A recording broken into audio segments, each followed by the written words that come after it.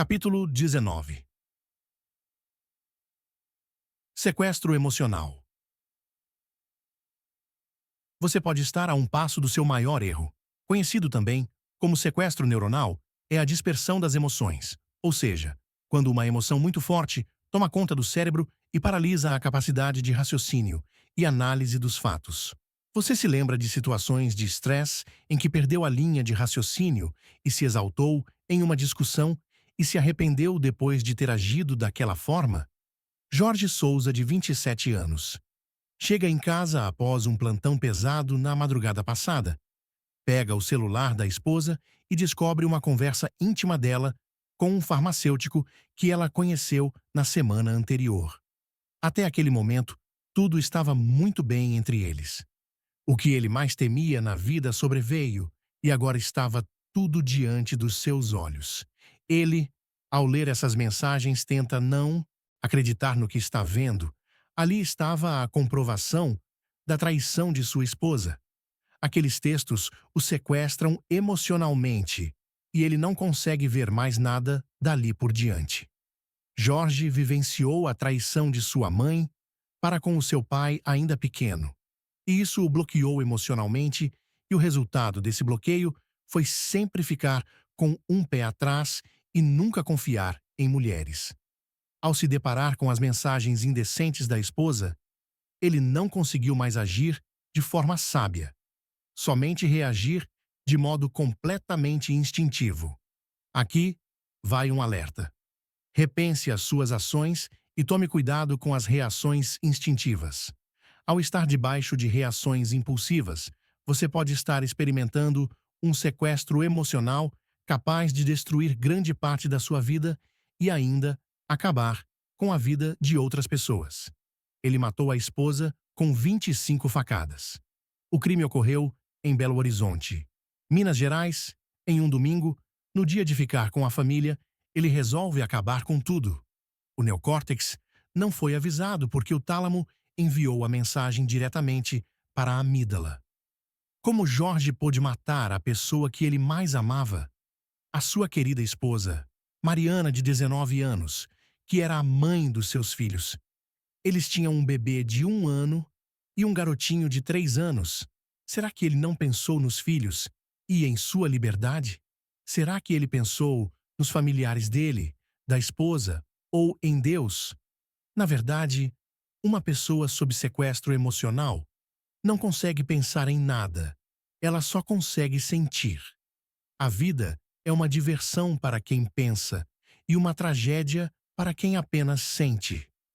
Depois que ele ficou livre do sequestro emocional, o mesmo foi até a casa da avó completamente arrependido e contou todo o caso para ela. Pediu R$ 50 para fugir, entrou no Uber e não foi visto até hoje. Esse sequestro neuronal de poucos segundos sequestrou Jorge por toda a vida. Assim, como Caim, quando matou o seu irmão Abel, foi amaldiçoado e ficou errante pela terra. Jorge sequestrou a vida da esposa, que não pôde mais viver. Sequestrou os filhos, que crescerão com bloqueios emocionais pesados por conta do assassinato, pela falta de afeto e direção dos pais. Mariana foi encontrada em seu colchão, com cortes profundos nas costas, orelha, braços e no peito. Ela não pôde contar a sua versão, o motivo que a levou a quebrar a aliança com o marido. A voz dela se calou por conta da amígdala do marido. Será que ela se sentia amada pelo esposo ou estava sobrecarregada com as crianças pequenas em casa?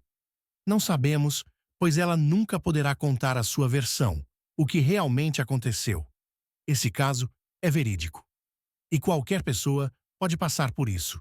Contudo, você pode usar essa história como um botão de pausa, uma autossugestão para te ajudar nas tomadas de decisões difíceis da sua vida. Visualizar o resultado final sempre irá te auxiliar nas tomadas de decisões.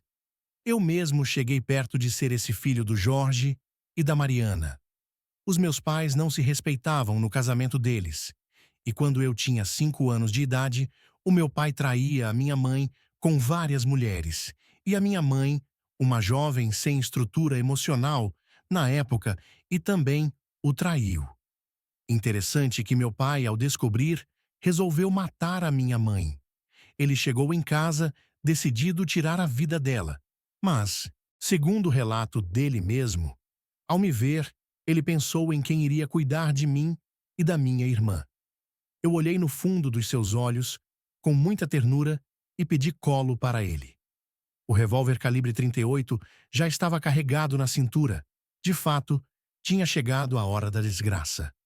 Mas o neocórtex do meu pai voltou a operar, e ele resolveu só se divorciar da minha mãe e a deixou seguir a vida dela em paz.